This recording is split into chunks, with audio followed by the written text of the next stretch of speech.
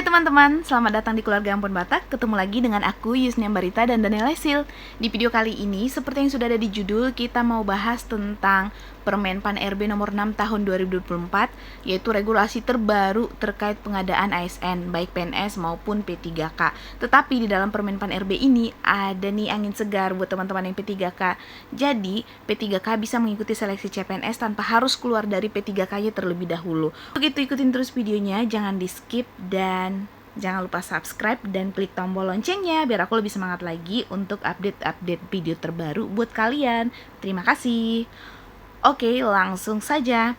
Jadi, pembahasan kita kali ini kita mau bahas tentang regulasi. Yang kedua, pengadaan ASN, yaitu PNS maupun P3K. Kemudian, siapa panitia seleksi instansi pengadaan pegawai ASN, syarat pelamar ASN, tahapan seleksinya, pengelolaan hasil akhirnya, larangan bagi pelamar, pengumuman hasil dan pembatalan kelulusan, pengangkatan calon ASN, pengangkatan jadi PNS. Nah, apakah di Permen Pan RB ada dibahas terkait dengan pengangkatan P3K maupun pengangkatan PNS? Yuk disimak videonya ya. Nah, jadi dasar hukumnya kita bahas dari regulasinya. Dasar hukum terbaru untuk pengadaan PNS maupun P3K itu terdapat pada Peraturan Menteri Pendayagunaan Aparatur Negara dan Reformasi Birokrasi Republik Indonesia nomor 6 tahun 2024 tentang pengadaan pegawai aparatur sipil negara. Nah, ASN itu terdiri atas PNS dan P3K. Jadi otomatis dengan adanya dasar hukum ini, berarti dalam tahun ini bakal ada rekrutmen untuk P3K maupun CPNS. Jadi persiapkan diri kalian. Nah, adapun tujuan pengadaan pegawai ASN ini dilaksanakan untuk memperoleh yang pertama, memiliki karakteristik pribadi selaku penyelenggara pelayanan publik. Nah, jadi ASN itu adalah mereka yang melayani dalam pelayanan publik, baik itu perawat, baik itu pekerjaan ataupun profesi-profesi lainnya, pada intinya dalam pelayanan publik. Yang kedua, mampu berperan sebagai perekat negara kesatuan Republik Indonesia. Nah, di sini ya, ASN itu tidak bisa diskriminasi, tidak bisa rasisme, tapi ASN itu harus bisa berperan sebagai perekat negara, perekat persatuan Republik Indonesia. Kemudian yang ketiga, memiliki intelijensia yang tinggi untuk pengembangan kapasitas dan kinerja organisasi. Nah, maksudnya ASN itu juga harus memiliki pengetahuan-pengetahuan umum sesuai dengan keprofesiannya, sesuai dengan keahliannya, sesuai dengan jabatan yang akan dilamar maupun yang akan diduduki nanti. Kemudian yang keempat, memiliki keterampilan, keahlian, dan perilaku sesuai dengan tuntutan jabatan.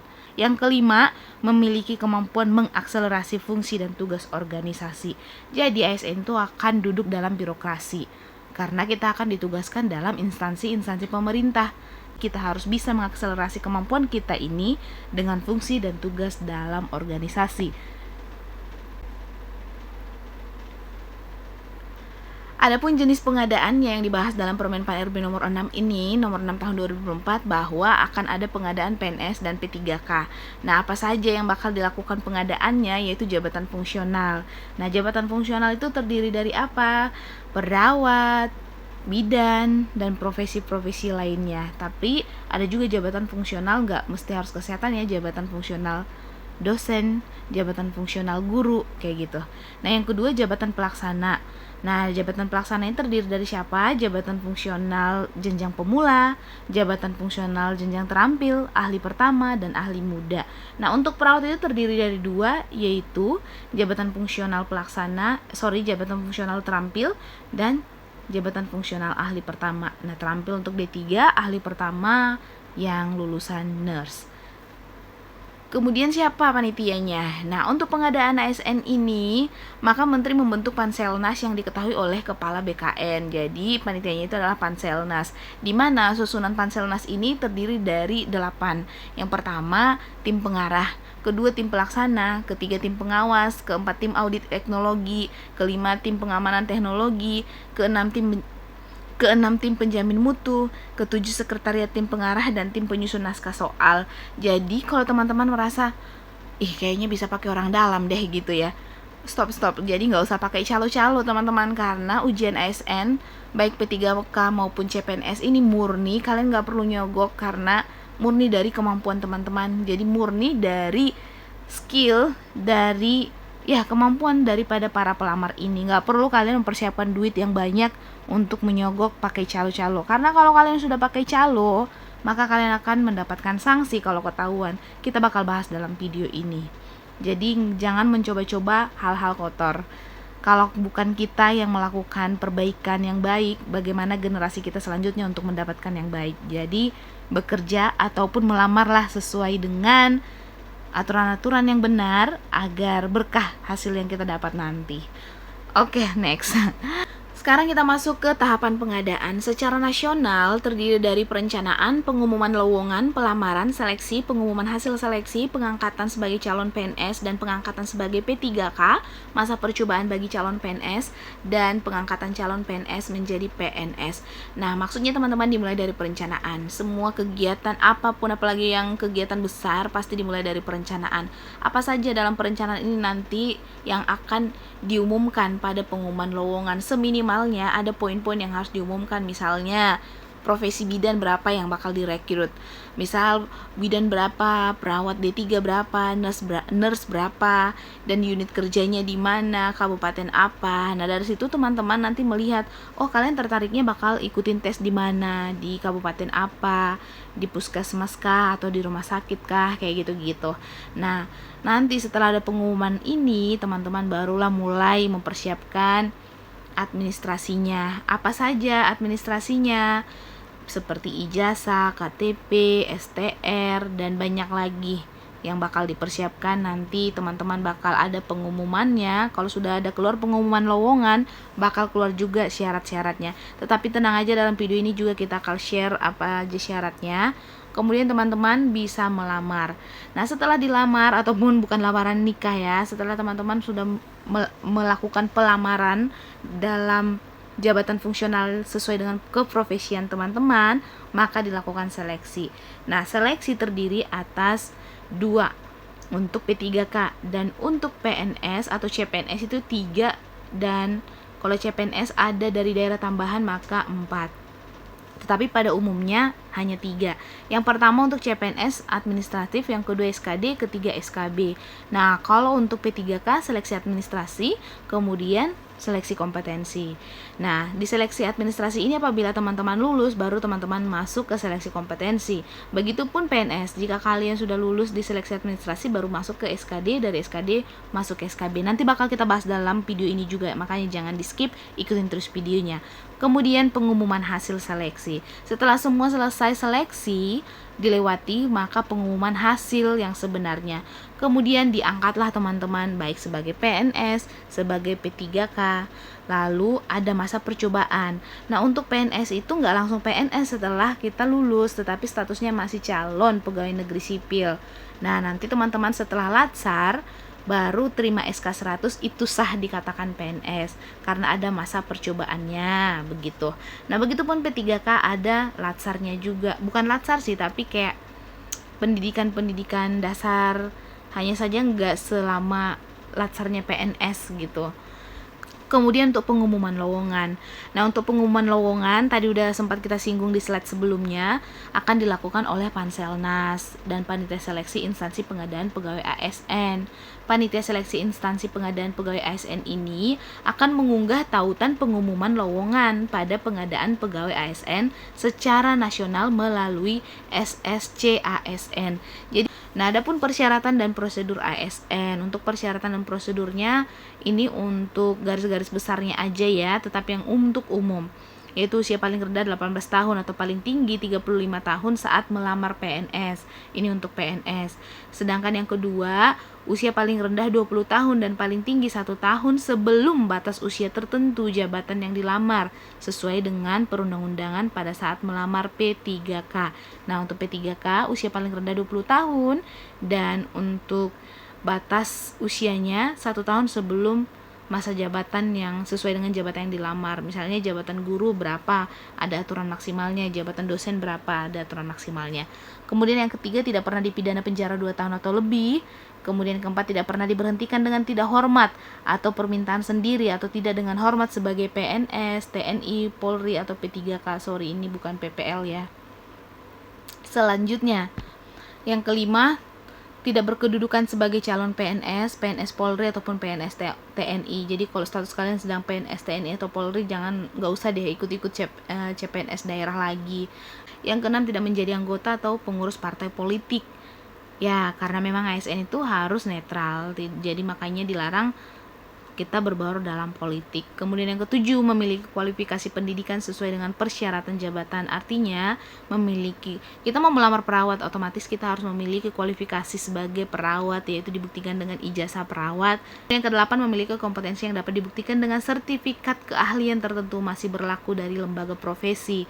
Kalau perawat yaitu STR, jadi yang sudah jelas ada esternya dan masih berlaku, bukan yang sudah mati. Itu membuktikan teman-teman diakui masih dalam keadaan berkompeten atau kompeten. Ke-9, sehat jasmani dan rohani. Ke-10, bersedia ditempatkan di seluruh wilayah negara kesatuan Republik Indonesia atau negara lain yang ditentukan oleh instansi pemerintah. Jadi jangan nanti teman-teman, udah deh yang penting dapat PNS aja dulu. Insya Allah nanti aku bakal mengabdi biar 100 tahun lamanya, yang penting lulus aja dulu PNS. Itu yang pertama-tama melamar aja kayak gitu. Nanti udah 1-2 bulan dijalanin, nanti udah berat rasanya. Jadi dipertimbangkan, kalau rasa-rasanya nggak mampu untuk tugas di pedalaman, di pulau-pulau tertinggal, udah stop aja dari awal.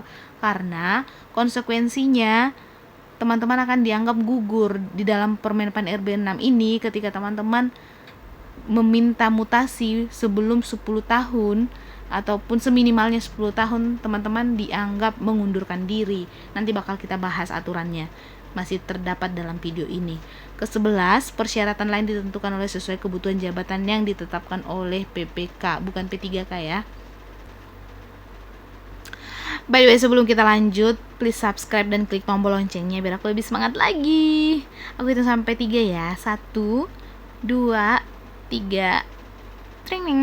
Terima kasih ya sudah di subscribe biar aku lebih semangat lagi mengupdate video-video yang bermanfaat buat teman-teman semua. Selanjutnya, selain persyaratan yang tadi, maka ada persyaratan lain. Yang pertama, tidak pernah terlibat pelanggaran seleksi.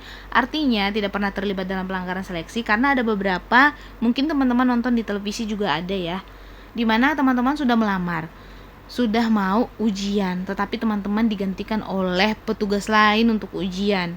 Karena merasa dirinya nggak mampu, maka ditukarkan oleh kakak, sepupu, dan segala macam. Nah, akhirnya ketahuan sama petugas, maka dapat pelanggaran atau sanksi. Nah, jadi mereka yang sudah pernah terlibat pelanggaran seleksi, maka ini tidak boleh mengikuti seleksi CPNS maupun seleksi P3K. Kemudian yang kedua, bukan sebagai peserta lulus seleksi ASN yang sedang dalam proses pengusulan penetapan NIP. Jadi yang ketiga, memiliki pengalaman terkait dengan bidang tugas jabatan yang dilamar untuk pelamar P3K. Kemudian yang keempat, dalam hal P3K melamar lowongan jenis pengadaan PNS atau pengadaan P3K yang bersangkutan wajib memenuhi masa perjanjian kerja minimal 1 tahun. Nah, di sini jelas ya teman-teman, dan ini angin segar bagi P3K.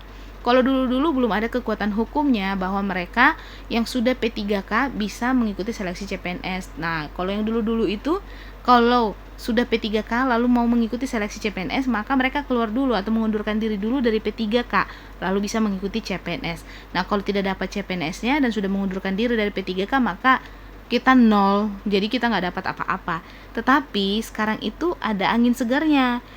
Mereka yang sudah P3K, kalau teman-teman sudah P3K dan sudah 1 tahun mengabdi terhitung dari TMT teman-teman yang awal, kalian bisa mengikuti CPNS tanpa harus meninggalkan P3K-nya terlebih dahulu. Tetapi teman-teman bisa mengikuti CPNS nanti kalau sudah pengusulan NIP, baru teman-teman mengundurkan diri dari P3K. Nah, jadi ini lebih asik ya, jadi dikasih harapan gitu, masih ada kesempatan untuk tes PNS. Kemudian larangan dan peringatan. Untuk larangan dan peringatan, yang pertama, pelamar hanya dapat melamar satu jenis pengadaan ASN, yaitu PNSK atau P3K, dalam satu instansi dan satu jenis jabatan. Jelas ya, karena memang satu NIK saja didaftarkan dalam SSCASN ataupun di Panselnas itu. Tetapi kalau teman-teman berusaha untuk nipu, juga tidak bisa. Kalau mau menduplikasi KTP lalu berbeda NIK-nya tetapi data-datanya sama, juga nggak bisa. Karena apabila ditemukan yang melamar lebih dari satu instansi atau jabatan atau menggunakan 2 nomor kependudukan yang berbeda, maka yang bersangkutan dianggap gugur atau dapat dikenakan sanksi sesuai dengan perundang-undangan. Untuk jenis seleksi, Nah, jenis seleksi ini kan ada P3K dan ada PNS. Untuk PNS itu ada 3 tahap. Yang pertama seleksi administrasi, kedua SKD, ketiga SKB. Tetapi untuk CPNS ini diberikan kesempatan juga untuk menambahkan ujian tambahan ataupun seleksi tambahan dari instansi daerah, tetapi dengan ada juga aturan-aturan yang nggak segampang itu langsung mereka menambahkan oke ada poin keempat wawancara face to face begitu, tetapi mereka juga harus dari daerah harus mengusulkan ke BKN lagi gitu. Tetapi untuk pengalaman aku pribadi tidak ada seleksi wawancara face to face untuk CPNS, tetapi berhenti sampai di SKB, lulus selesai langsung CPNS kemudian nanti mengikuti latsar kemudian PNS. Sedangkan untuk P3K seleksi administrasi, seleksi kompetensi. Nah, P3K ini untuk seleksi wawancaranya juga di dalam seleksi kompetensi ini. Nah, di sini ya untuk seleksi administrasi. Di seleksi administrasi ini untuk mencocokkan persyaratan administrasi dan kualifikasi dengan dokumen pelamaran. Jadi seleksi administrasi ini yang membawa kalian nanti untuk bisa mengikuti SKD begitu. Jadi berkas-berkas teman-teman yang sudah diupload nanti yang dikirimkan melalui aplikasi SSCASN itu yang bakal dinilai apakah sesuai dengan lamaran jabatan yang teman-teman lamar. Kalau mengikuti ataupun sesuai dengan kualifikasi berarti teman-teman bakal lulus. Yang penting dikerjakan pelan-pelan dan dipastikan bahwa yang diupload itu sesuai dengan aturannya. Misalnya tidak boleh lebih dari 500 MB, ya jangan diupload 1 giga gitu. Diikutin aja pelan-pelan tapi pasti. Kalau bisa cepat dan tepat, tapi kalau nggak bisa ya pelan-pelan tapi pasti. Kemudian kalau teman-teman diumumkan lulus seleksi administrasi, maka teman-teman berhak mengikuti seleksi kemampuan dasar. Nah, SKD ini untuk CPNS terdiri atas 3, yaitu tes wawasan kebangsaan, kedua tes intelijensia umum, ketiga tes karakteristik pribadi. Terkait dengan nilai ambang batas untuk SKD, CPNS dan SKB-nya kita belum bahas, nanti kita bakal bahas di video selanjutnya karena sudah keluar peraturan ataupun regulasi terbarunya. Sedangkan untuk P3K nilai ambang batasnya sudah ada di video sebelum ini, teman-teman bisa nonton. Pengumuman hasil SKD ditentukan paling banyak 3 kali jumlah kebutuhan jabatan berdasarkan peringkat tertinggi dari nilai ambang batas. Artinya di sini teman-teman, jika yang diterima ataupun lowongan yang dilamar hanya 1 orang yang bakal diterima perawat di Puskesmas A. Kemudian yang ujian 10 dan yang lulus passing grade 5. Maka yang diumumkan adalah mereka nilai tertinggi, 3 orang nilai tertinggi yang bakal diumumkan untuk boleh mengikuti ujian SKB. Nah, gimana kalau ternyata 3 orang yang ternyata 2 orang nilainya tinggi sekali, dan untuk perankingan ketiga nilainya ada yang sama sampai dengan 400 gitulah, 400 berturut-turut sampai 3 kali. Lalu kita mau terima si ranking ketiganya itu siapa? Gimana caranya? Nah, nanti caranya itu dalam Permen PAN-RB nomor 6 ini sudah diatur, dilihatlah nilai tertingginya dimulai dari TKP-nya, kemudian TIU-nya, kemudian wawasan kebangsaan. Siapa yang nilai tertinggi di antara 3 ini, maka dia yang masuk untuk seleksi SKB yang bakal dinyatakan lulus SKD begitu. Jadi ada teknik-tekniknya, tetapi itu nggak menjadi urusan teman-teman. Yang kalian tahu itu, tapi nggak apa-apa, itu juga menjadi urusan teman-teman juga biar tahu masuk SKD atau masuk SKB atau enggak gitu. Ya gitulah, semoga teman-teman ngerti. Kemudian SKB. Dalam SKB ini teman-teman ataupun seleksi kemampuan bidang ini ada 8 poin yang bakal dinilai dalam SKB ini. Yang pertama psikotes. Yang kedua tes potensi akademik, yaitu sesuai dengan jurusan teman-teman. Ketiga tes kemampuan bahasa asing. Biasanya kalau sepengalaman aku, kemampuan bahasa asing bukan berarti ada soalnya pakai bahasa Jepang terus kita disuruh untuk jawab kita nggak ngerti, enggak. Tapi waktu sepengalaman aku ujian CPNS itu yang keluar beberapa bahasa Inggris, kemudian bahasa-bahasa medis.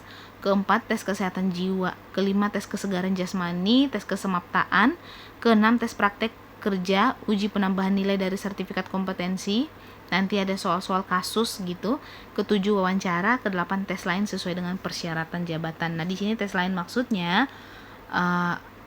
misalnya kalian melamar perawat terampil atau perawat ahli pertama, ada beberapa tes lain lagi selain dari soal-soal kasus, tapi ada tentang regulasi-regulasi pemerintah yang bakal ditanyakan, program-program pemerintah yang akan ditanyakan. Makanya kebanyakan yang lulus CPNS itu mereka yang sering honor di puskesmas yang bakal lulus. Bukan meremehkan yang kerja di rumah sakit ya, tetapi karena memang di puskesmas itu mengerjakan program pemerintah, jadi lebih paham. Tetapi kalau terkait kasus yang biasa banyak benar itu mereka yang sering kerja, yang sudah kerja di rumah sakit swasta ataupun di rumah sakit karena banyak praktek. Tetapi kalau di puskesmas itu prakteknya nggak terlalu banyak seperti rumah sakit, karena mereka lebih ke pencegahan kan, jadi program pemerintah mereka bakal hafal kalau yang kerja-kerja di puskesmas. Ya, tapi semoga kalian bisa paham apa saja program kerja pemerintah dalam kesehatan dan tentang kasus-kasus kesehatan gitu. Kita masuk ke ketentuan SKB. Instansi pusat melakukan SKB tambahan selain CAT-BKN, maka ketentuan yang pertama, SKB tambahan diberikan bobot kumulatif paling tinggi 50% secara keseluruhan. Yang kedua, dalam hal terdapat bentuk tes wawancara pada SKB selain dengan CAT-BKN diberikan bobot nilai paling tinggi 10% dari nilai keseluruhan. Jadi, kalau instansi pusat yang melakukan SKB tambahan di luar dari SKB yang dari Panselnas yang diujiankan seperti biasa, terus ada SKB tambahan, maka SKB tambahan yang diberikan bobot kumulatif itu paling tinggi 50% saja, dan untuk tes wawancara hanya 10% gitu. Jadi tidak 100% nilainya yang dipakai di luar dari SKB gitu. Sementara kalau untuk instansi daerah, kalau ternyata sudah seleksi SKB lalu dilakukan lagi seleksi lainnya, maka SKB dengan CAT BKN merupakan nilai utama. Jadi SKB yang dilakukan oleh BKN itu yang bakal nilai utama dengan bobot paling rendah loh, 60% yang bakal dipakai. Jadi bukan paling tinggi, tapi 60% paling rendah harus dipakai nilai SKB saat ujian online-nya. Kemudian SKB tambahan diberikan nilai bobot paling tinggi 40%, nggak boleh lebih dari 40%. Artinya, walaupun teman-teman ujian CPNS di instansi daerah, untuk kemungkinan pakai ordal itu kalian nyogok-nyogok pakai calo itu sangat minim sekali. Jadi jangan mau pakai calo. Berusahalah semampu teman-teman. Kemudian, bisa dilakukan pembatalan kelulusan bagi pelamar lo apabila yang pertama mengundurkan diri, kedua dianggap mengundurkan diri karena tidak menyampaikan kelengkapan dokumen dalam batas waktu yang ditentukan. Artinya, teman-teman setelah dilakukan pengumuman lulus, nanti teman-teman akan dikumpulkan ataupun diberikan pengumuman bahwa tanggal sekian terakhir akan dikumpulkan berkas 1 SKCK, 2 ijazah, 3 ini gitu. Biasanya yang diminta yang asli-asli. Nah, kalau ternyata sampai batas waktu yang ditentukan teman-teman gak mengumpulkan, kemungkinan teman-teman dianggap gugur karena dianggap mengundurkan diri oleh karena tidak bisa melengkapi dokumen dalam batas waktu yang telah ditentukan. Ketiga, terbukti kualifikasi pendidikannya tidak sesuai dengan yang telah ditetapkan oleh menteri. Yang keempat, tidak memenuhi persyaratan seleksi. Ya sudah pastilah yang tidak memenuhi persyaratan seleksi itu nggak bakal lulus. Kemudian yang kelima, meninggal dunia. Jadi walaupun teman-teman sudah diumumkan lulus lalu meninggal dunia, maka dibatalkan kelulusannya. Kemudian ini yang isu-isu beredar itu terkait dengan pengangkatan calon ASN.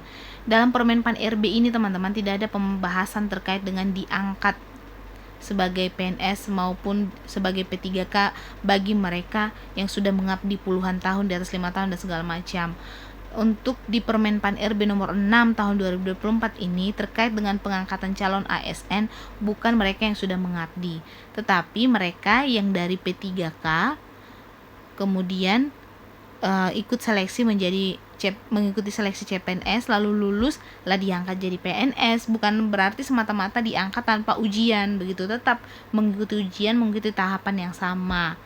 Jadi poin-poinnya, yang pertama, pelamar yang dinyatakan lulus seleksi calon PNS oleh PPK setelah mendapatkan persetujuan teknis dan penetapan NIP dari BKN, ya jelas-jelas dia berarti mengikuti tahapan seleksi, yaitu mereka yang fresh graduate mengikuti seleksi CPNS lalu lulus oleh pengumuman oleh PPK dan persiapan untuk penetapan NIP.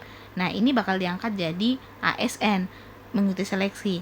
Kemudian calon PNS yang akan diangkat berkedudukan sebagai P3K yang bersangkutan mengundurkan diri sebagai P3K sebelum penetapan PPK. Artinya, mereka yang P3K lalu ikut seleksi CPNS. Nah, mereka akan diangkat jadi CPNS dan mengundurkan diri sebagai P3K sebelum penetapan NIP gitu. Jadi intinya dari 1 sampai dengan 4 poin ini tidak ada pengangkatan ASN baik P3K maupun PNS dengan semata-mata tanpa ujian. Teman-teman tetap mengikuti tahapan seleksi ujian. Untuk lebih jelasnya teman-teman bisa buka Permen PAN RB nomor 6 biar lebih puas ya. Nah, di sini peringatan yang tadi udah kita singgung di slide sebelumnya. Pelamar pengadaan PNS harus membuat surat pernyataan bersedia mengabdi pada instansi pemerintah yang bersangkutan saat melamar dan tidak mengajukan pindah ke instansi lain dengan alasan pribadi paling singkat selama 10 tahun sejak diangkat jadi PNS, bukan CPNS. Nah, CPNS itu semaksimalnya 1 tahun. Dari TMT CPNS sampai dengan TMT berikutnya. Nah, teman-teman baru 1 tahun atau setelah terima SK 100 baru teman-teman diangkat PNS. Nah, artinya sejak diangkat TMT PNS baru 10 tahun kemudian seminimalnya baru teman-teman bisa mengusulkan untuk mutasi. Nah, jadi seluruh instansi baik itu dari angkatan kita yang dulu itu kita setelah lulus kita mengupload dan dilengkapi atau dibubuhi dengan materai 10.000 untuk menulis surat pernyataan bahwa kita bersedia ditempatkan dan tidak meminta mutasi selama minimal 10 tahun. Jadi jangan teman-teman merasa yang penting lulus PNS, nanti urusan belakang di pengabdian mau jauh di pelosok negeri mana aku pasti pergi. Itu ambisius pertama. Tetapi jangan menambah dosa. Setelah lulus nggak pergi mengabdi lalu terima gaji, lalu gajinya dibuat untuk kebutuhan anak, lalu anaknya sakit-sakitan baru segala macamnya. Jadi kalau rasa-rasanya nggak mampu nggak usah aja ikut CPNS. Bukan berarti orang yang ikut CPNS ini orang-orang mampu ya, nggak. Ada juga yang akal-akalan karena banyak kok PNS yang seperti itu.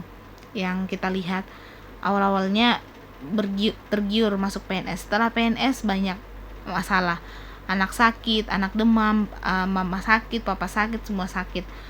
Tapi ternyata nggak sakit beneran kayak gitu. Pokoknya alibi kayak gitulah. Ya gitulah kurang lebihnya. Nah, kalau sudah lulus PNS mengabdilah karena kita juga udah janji pada diri kita bahwa kita akan melakukan yang terbaik. Kenapa setelah lulus nggak memberikan yang terbaik gitu? Karena negara ini nggak butuh kita kalau kita ini nggak berguna gitu. Karena masih banyak ya pemuda-pemudi yang berguna, yang lebih layak memberikan yang terbaik. Jadi kalau teman-teman sudah lulus PNS ataupun belum lulus PNS lalu mau melamar, persiapkan dirinya dan tanyakan diri mampu atau enggak dengan persyaratan-persyaratan sebagai ASN. Nah, kalau mampu hadapi dan bersiaplah sebagai PNS yang baik, yang jujur dan amanah. Maaf ya kalau ada salah-salah kata, tapi memang banyak kadang terlihat PNS ataupun P3K yang mengabdi di daerah-daerah terpencil, tetapi mereka tidak mengabdi lebih sering di kota kayak gitu karena mungkin jauh dari keluarga. Dan yang kedua, dalam hal calon PNS atau P3K tetap mengajukan pindah, maka calon PNS atau P3K dianggap mengundurkan diri. Jadi kalau teman-teman belum mengabdi 10 tahun tapi ngotot mau pindah aja, maka teman-teman dianggap mengundurkan diri. Ketiga, dalam terjadi perampingan organisasi pada instansi pemerintah dan P3K memiliki kompetensi yang masih dibutuhkan, P3K dapat dipindahkan pada unit yang membutuhkan sesuai dengan kompetensinya. Artinya, kalau instansi daerah ataupun instansi tersebut ada perampingan organisasi ataupun mereka yang butuh bahwa ini harus dipindahkan, maka itu nggak jadi masalah, itu nggak dianggap sebagai mengundurkan diri karena instansi yang memindahkan kita. Kemudian untuk masa perjanjian kerja P3K, masa perjanjian kerja P3K paling singkat itu 1 tahun dan dapat diperpanjang sesuai kebutuhan berdasarkan penilaian kinerja. Nah, untuk sekarang itu sudah ada e-kinerja. E-kinerja itu berlaku untuk seluruh ASN, bukan hanya untuk CPNS atau PNS, tetapi berlaku juga untuk P3K. Jadi teman-teman akan dinilai ataupun dievaluasi kerjanya melalui e-kinerja, yaitu dinilai juga terkait dengan berakhlak. Nah, kalau pimpinan kalian kasih jempol ke bawah, artinya evaluasi penilaian kerja teman-teman itu tidak baik. Nah, artinya di luar ekspektasi.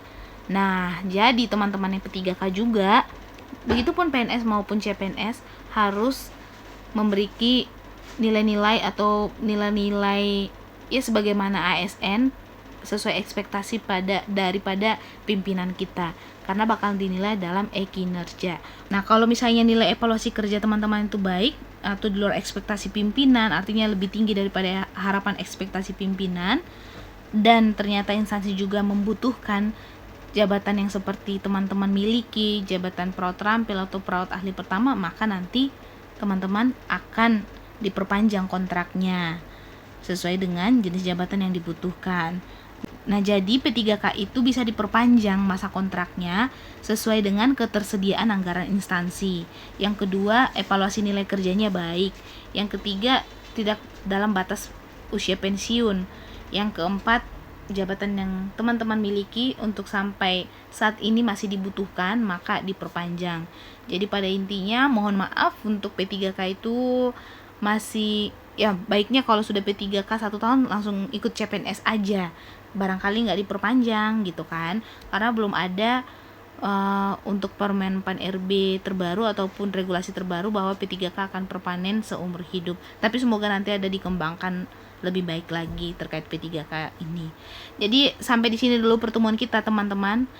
Mohon maaf kalau ada kata-kata yang salah. Kalau misalnya ada informasi yang salah juga, bisa teman-teman komen di kolom komentar dan kita bisa sharing terkait dengan pembahasan pengadaan ASN P3K ataupun PNS maupun CPNS. Bisa bertanya di kolom komentar ataupun inbox maupun email.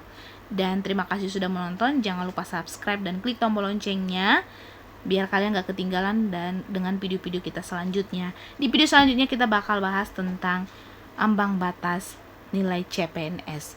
Terima kasih sudah menonton. Sampai jumpa. Bye-bye.